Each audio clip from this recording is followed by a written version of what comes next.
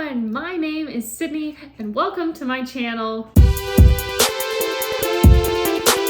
This is the first in what I hope is a series of videos on writing, editing, NaNoWriMo/NaNoWriMo prep, and querying. But I suppose I should first start off by saying, my name is Sydney and I am currently in the querying trenches. For non-authors, you have no idea what that means probably, but it means that I am in the process of pitching my original novel idea to literary agencies, seeking representation for my debut fiction novel. And let me tell you, the process is rough. It is a road of rejection, but it's all done in the hopes that the right agent finds you and that you have the best possible ally as you are going into heavy revisions and then having your agent pitch to publishing houses and then getting a book deal and, of course, publishing the book into the world. For my author friends, we all know that this process is just grueling and sucks the life out of you. But I make this video and the videos that will come in the future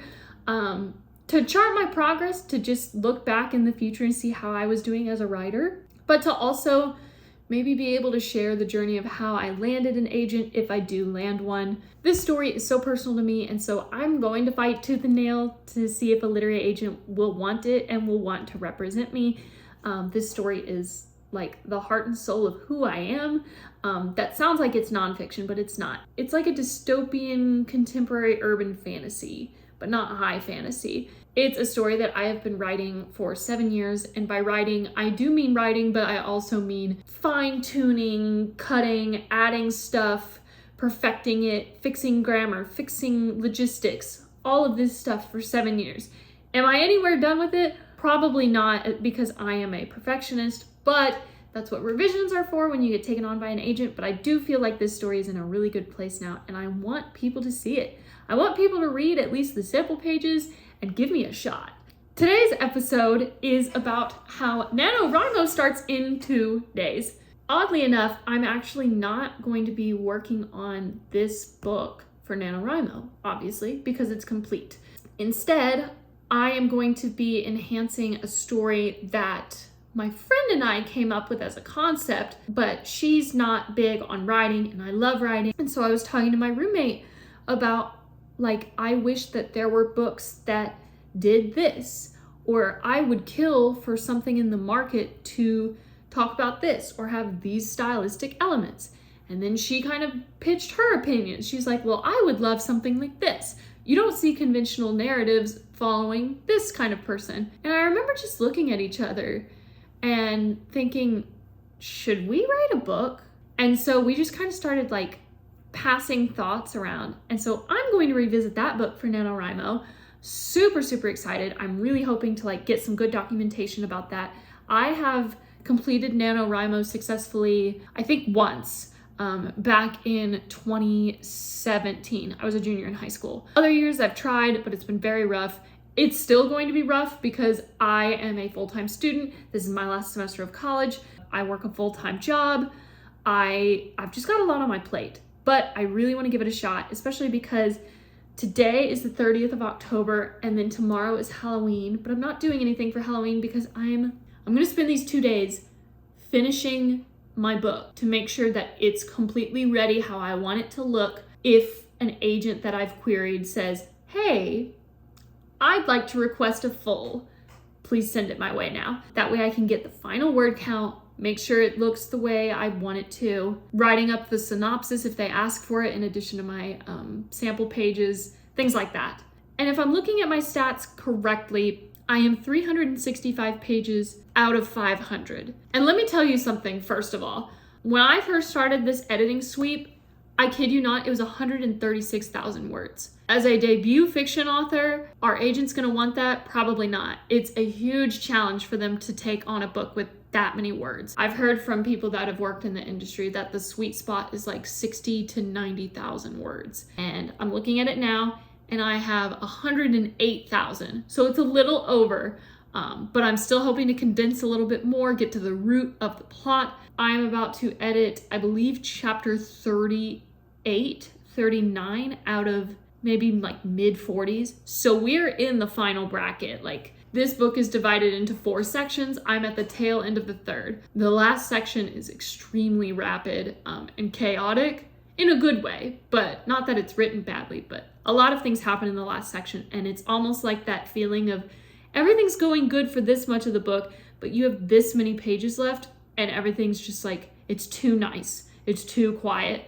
and that's when everything hits the fan, and it makes you want to read the second book that I'll eventually write up, whether someone takes me or not. Anyways, long prefacing short, today is the episode of me finishing this thing up. So long story short, today's writing episode is going to be a little bit about the overview of the story I am editing right now, as well as maybe some quick features, stat history. So I don't want to give away too much because people on the internet can be stealthy and rude. So I'm going to open my page where I've written all my query letters because I personalize each one.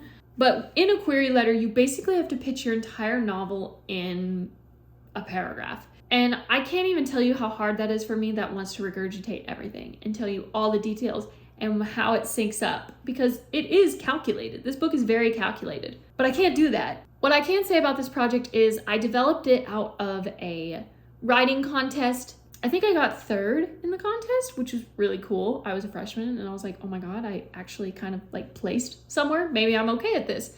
And I decided to expand it. So the original premise I thought was all the superheroes that you see in like the movies or in the comics and everything, like they have such like astronomical power, right? But they also get to like have like the loves of their life. They're literally on cloud 9. They get everything. They get the conventional happy ending. And so I thought to myself, what if in order for Superman to become Superman, he had to forsake any chance of finding love at all? Would he still want to be Superman and save the day for other people? And then it made me think, and if not, would he be okay not being like not really remembered by anyone and just being an ordinary person who got to experience an extraordinary love? So it's a book that tackles the love versus power debate, and it takes it literally. Do you want the love of your life, or do you want to experience magic? The person that's in charge is very bitter, and she kind of organizes this depravity lifestyle of, okay, yeah, you can be powerful, but you got to choose to do that on your own. So you can't romantically be involved with anyone. And if we catch you trying to, we'll kill you. And vice versa. So if you're in love and you get married and you get to have your lifelong companion, your soulmate basically, and you decide, oh, that life isn't enough for you, you want to try and figure out a way to possess magic, that's funny. Night-night, you're dead. That's probably not the most formal way of explaining it, but that's how the dynamics in the setting operate. The person in charge, she has ascended the throne in very suspicious circumstances, and she rules with a pretty like icy resentment. She has a lot of pain. I'm just gonna leave it like that. She's very, very prideful as well. And so she had an encounter with our main character's mother back when she was young. Ever since then, she has decided that she's going to enact revenge on this woman somehow. Eventually, she has a daughter who is our main character, and that's who the villain decides is going to be her punching bag. That is how she's going to get revenge on the person that bested her years and years ago. So I have some stats pulled up right here, but it's microscopic to y'all, so I'm just going to read it. Also, the title you saw at the top of my screen is not the actual title anymore. So I want to do a title reveal once I like get represented. So it's going to be my best kept secret for a while. So currently we have 500 pages. And when you submit to agencies, it's obviously Times New Roman, font size 12, double space, all that good stuff. We are at 108,069 words, 3,300 paragraphs. This makes me sick to my stomach. Like, it's so cool that I've managed to like write that much, but it's like, oh my gosh, that's a psychotic amount of paragraphs. Like, I'm also an English minor in college. I'm only in English classes right now before I graduate because I thought writing as an elective would be fun. I write, 15-page essays casually, and I'm like, that's a lot. But then I remember I literally wrote this and it's huge. It was bigger. Like, it was literally 600 plus pages double spaced. For funsies, writers are weird. Anyways, and then I have 10,293 lines. That makes me nauseous. It's cool though. Currently in this story with absolutely like no context. I'm currently working through a scene with the main character and her friend. Our main character has just sustained quite the injury, and you'll learn about that if this ever gets published, but it was a very traumatic incident. She got very hurt. Oddly enough, her friend has been through a similar injury, and so I'm getting to work on a really sweet moment where he kind of gets to remind her and instruct her on how to like take care of her wounds, but also to take care of her mental health, because that's important. As it says on my computer, mental health matters. It does. I really like to use this story as a way to put certain things on a platform that people need to hear, especially like because this is a young adult book.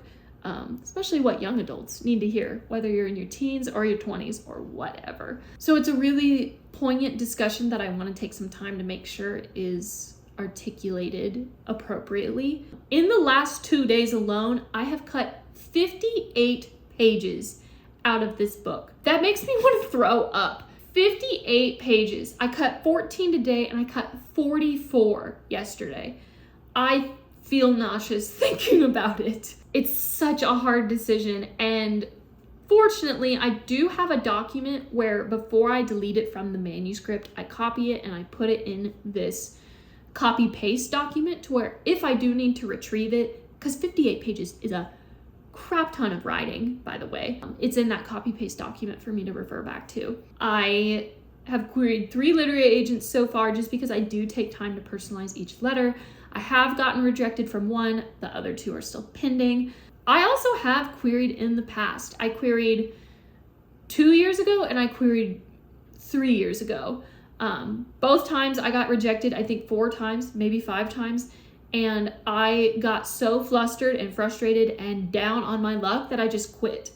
But recently I read an article about an author that I really enjoy reading from, and she had told the interviewer that she had been rejected over 100 times before the agent finally picked her.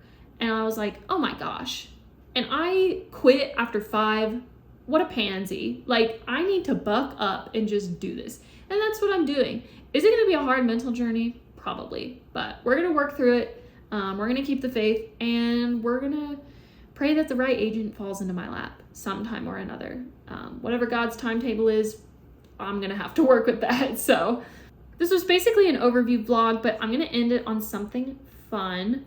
I have several writing playlists. I am someone who must write to music. I cannot tolerate silence when I'm reading. I read books and listen to music at the same time. Music just really helps enhance the atmosphere of the world that I'm experiencing or viewing. So I want to find a song off my writing playlist so that you kind of get a sense of what the mood I'm writing about is. So I'll actually pick a song that I've been listening to while editing this scene that I'm currently on.